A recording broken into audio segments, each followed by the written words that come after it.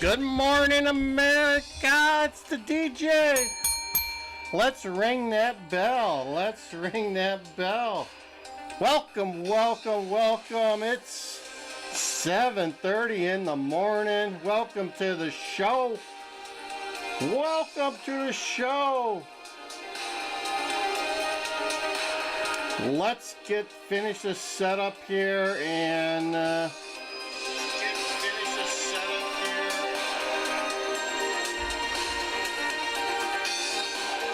welcome, welcome, welcome. What do we got playing this morning? We've got Heaven and Hell by Jeremy Blake off the YouTube audio library. Let's bring the music down. Let's get the show on the road. Yeah, yeah, yeah, yeah. It's Saturday. It's a whistling good day, and let's ring that bell. Yes, there you go. DJ Wonder Chrissy. Today a lot of the RNC people got stuck in Milwaukee because of the crowd strike fiasco, whatever configuration go wrong. I guess it wasn't even a cyber attack. It was just bad configuration file that was propagated to many customers of CrowdStrike, and it blew up their Windows systems, brought down ATMs, brought down airline kiosks. It brought down 911 centers. It brought down a little bit of everything. So I'd hate to be that person that let that go. I think there was some IT people fired yesterday, if not real soon. And I've got some old IT stories I'll tell you in another time, but comment down below if you want to hear about some IT stories gone awry. I've got some of those in my past. But anyway, let's today the Donald is going to be in Michigan. He's going to be just across the lake from Milwaukee, so he's got a real short flight this morning. I don't know if he was still in Milwaukee yesterday or not, but he's going to be in Grand Rapids, Michigan, doing an indoor rally, not outdoor, indoor rally. So let's look at this report here from over on the other side of the lake and see what they got to say about the preparations for the Trump rally. This is getting ready for Donald Trump and J.D. Vance, their first rally since accepting the Republican Party's nomination. Right now, several people are already camping outside of Van Andel Arena, where the event will take place. Grand Rapids is a beautiful town, wonderful town, great place to visit, lots of parks, the city with lots of parks. And if you're aware of the Myers food store or food chain, that's where the founder of the Myers chain is from.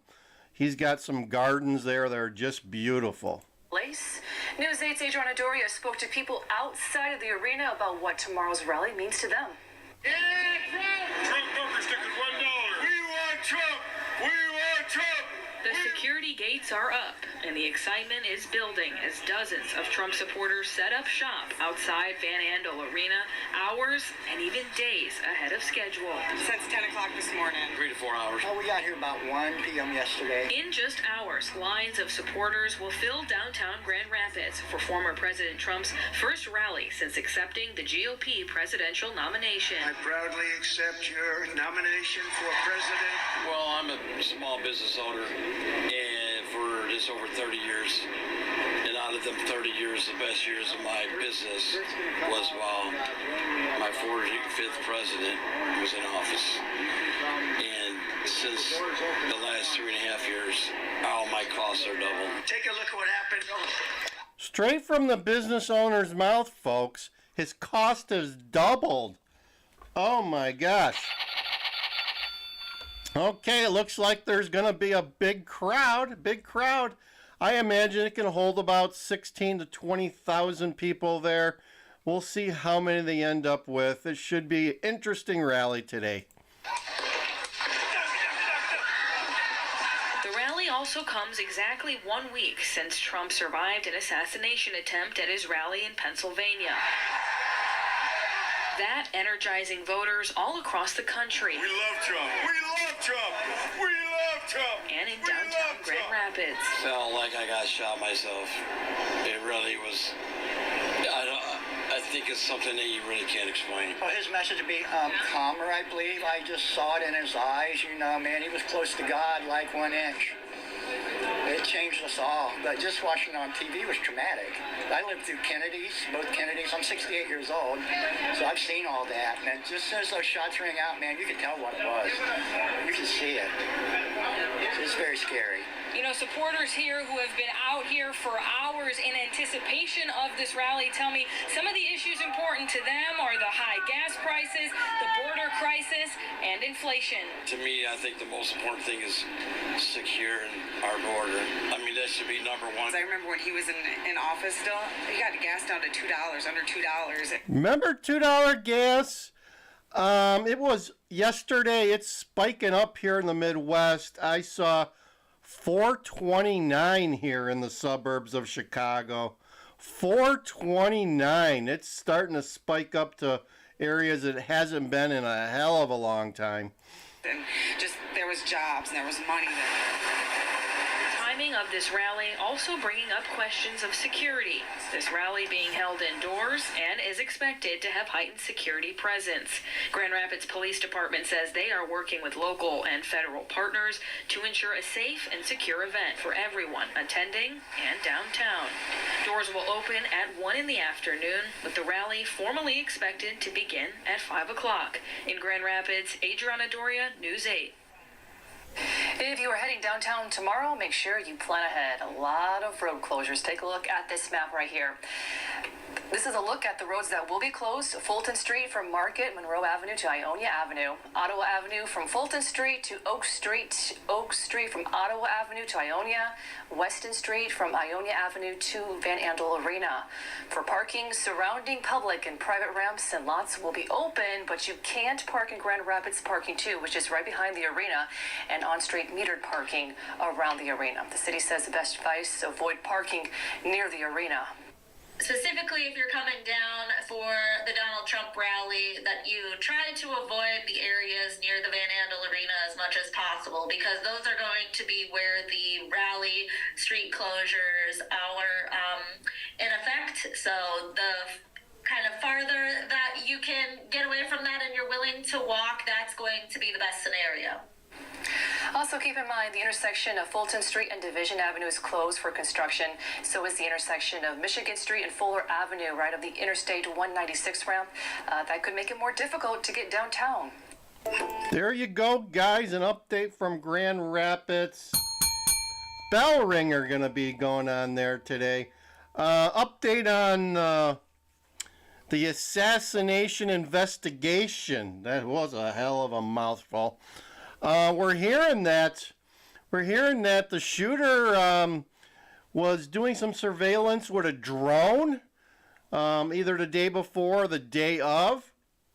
We're hearing that he probably hid his weapon by the air conditioners, and I guess it did require some assembly and disassembly.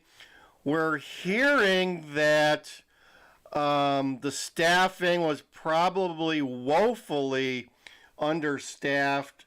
We're hearing there was 22 Secret Service agents, which I heard by one ex-agent saying that was probably 5 times short of what it should have been. Can you let me say that again? There was 22 Secret Service agents on site. They probably needed about 100.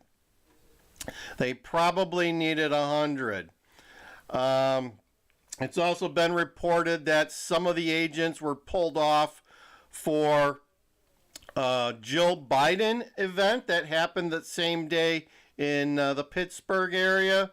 So a lot of things going around about the details and facts coming out about about what really happened, folks. It was a systematic failure of the security. It was. It's pretty much evident at this point that there was a huge failure, and what caused that failure, we're going to find out. We're going to find out exactly what caused that failure and make sure it doesn't happen again.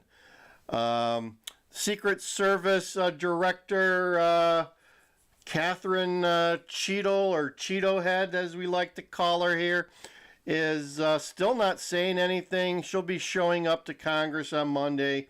We'll see if she's got any new details for us, or maybe she'll hide behind it's an active investigation. Yeah, that's what a lot of people in Washington like to hide behind, that fact, when they get hauled in front of Congress. They'll say, oh, I can't comment on an active ongoing investigation because my edumacation, right? Your edumacation here.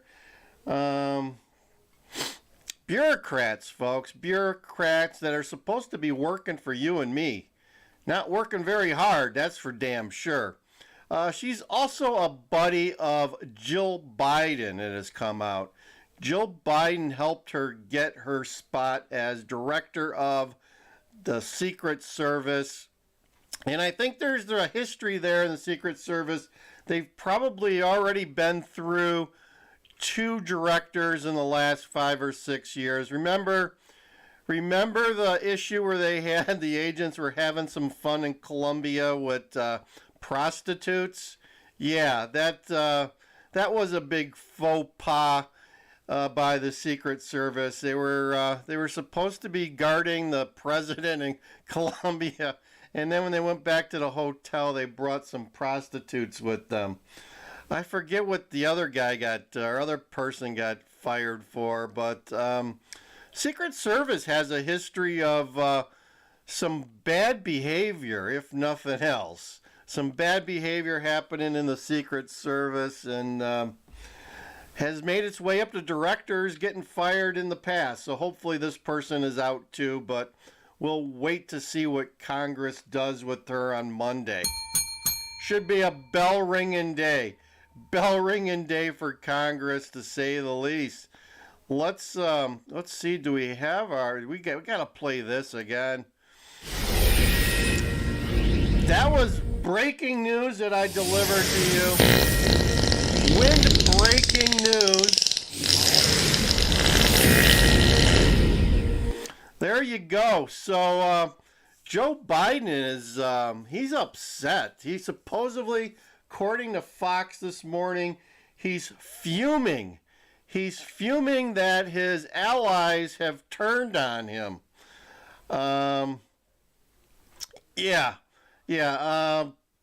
What do you expect, Joe? What do you expect? No one wants to stand up to a guy who can't put 2 sentences together, let alone give a speech like, hey, the left is complaining that Donald Trump spoke too long.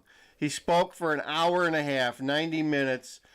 Don't you wish that the president could speak for that long without losing a train of thought? Come on, folks.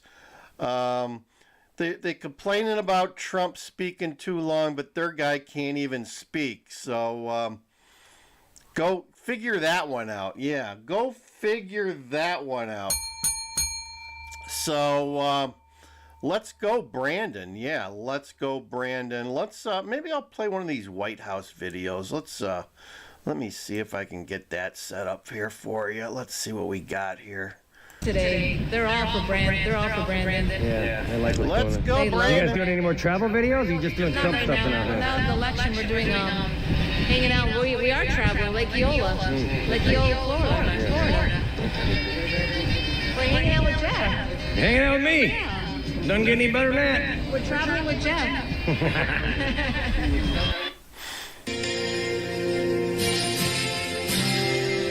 He's an old guy, little Tom Petty. has dementia, can't lead us, and the country is screwed. Tell some big lies, barely speaks English, sniffs children, and their mom's hair too goes the wrong way. When he leaves his speeches, gets lost each day.